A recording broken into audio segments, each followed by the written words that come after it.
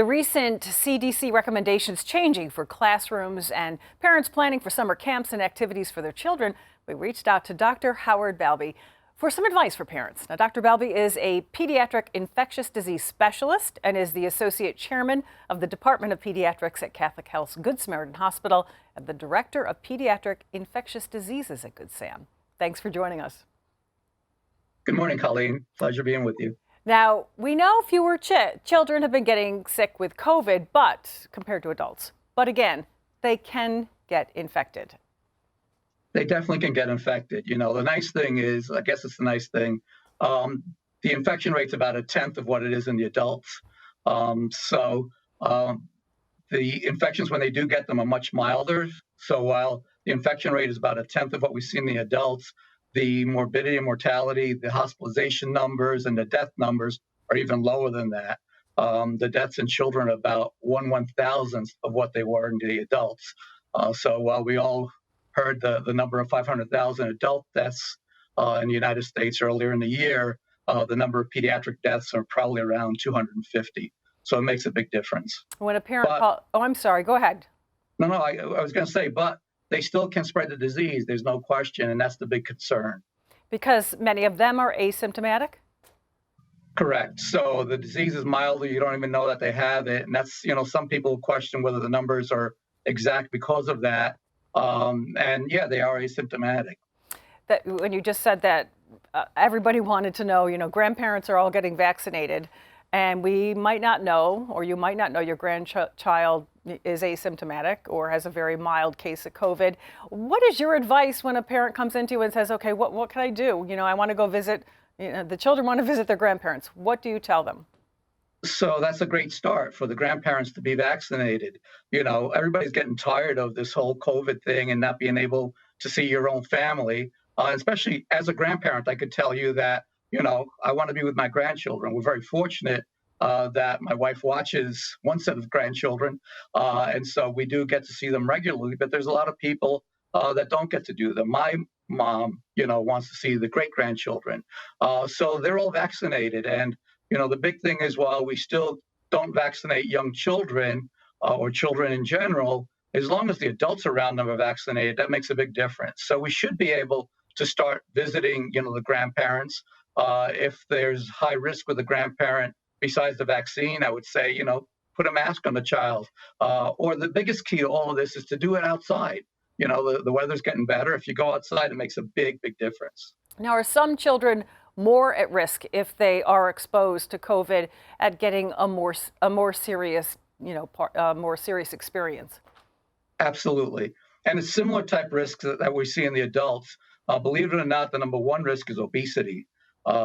We saw that with the adults and we see that with children, and that puts them at risk for a much higher rate of infections and higher rate of hospitalizations.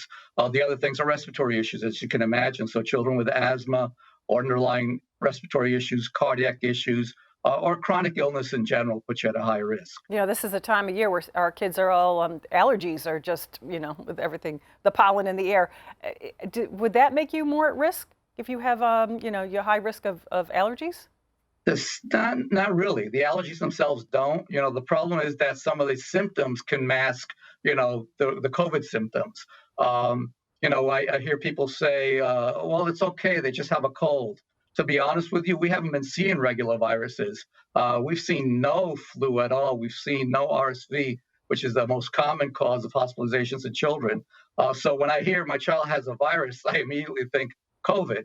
But allergies, again, the runny nose, the cough, these are screening questions we ask all of our patients when they come in, and it could be from allergies. So it's more of the masking it than getting allergies or getting, illnesses from it. Early on in this pandemic, it was extremely frightening when you heard about that very rare multi-system inflammatory syndrome for kids. And like I said, it is extremely rare. But can you update us on that? I feel like I haven't heard anything lately about it. So it's rare, but not extremely rare. To be honest with you, we have had a number of patients admitted to Good Samaritan with this, and almost as many as we've had children admitted with COVID infections. We've seen a number of children admitted that have COVID positive, but they were admitted for appendicitis or other things. So the COVID itself didn't get them admitted. But we've had a few children admitted with this MIS-C, and it can make them quite ill. The interesting part, or the scary part at the same time, is that these are children that didn't have typical COVID symptoms. So the parent didn't know that they had COVID, or they could have been asymptomatic.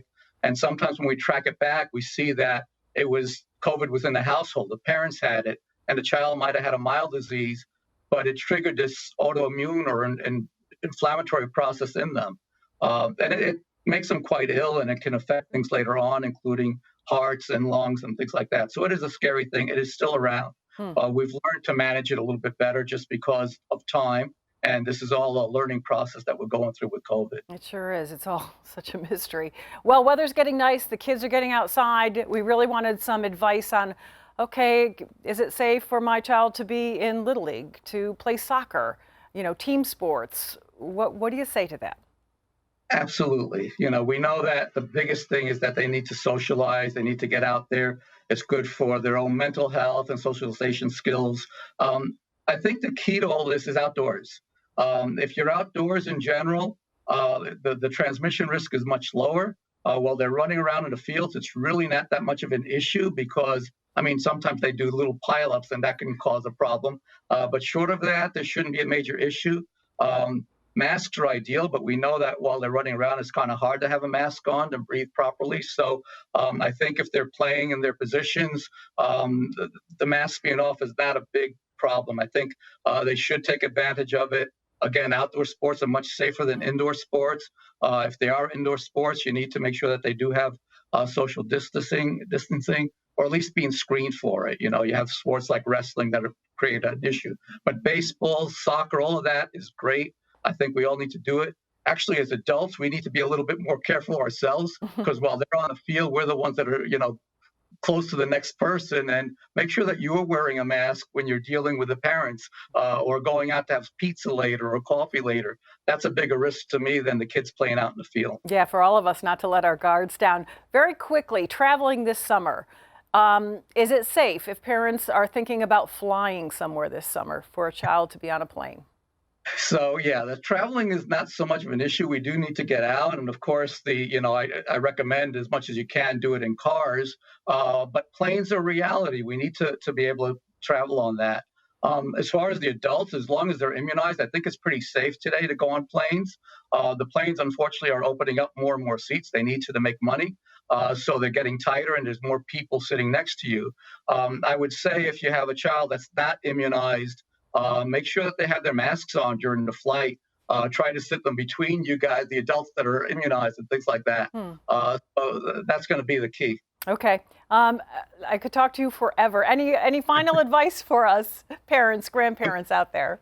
Yeah, again, space, do things as much as you can outdoors. Wear a mask when you have to be close to each other, and avoid contact with sick children. We always rely on parents being, honest and not sending their children to school or to, baseball game if they're sick. It's really, really, really important these days that they comply with that. Thank you so much, Dr. Balbi, for joining us. Really appreciate all your information. It's a pleasure, Colleen.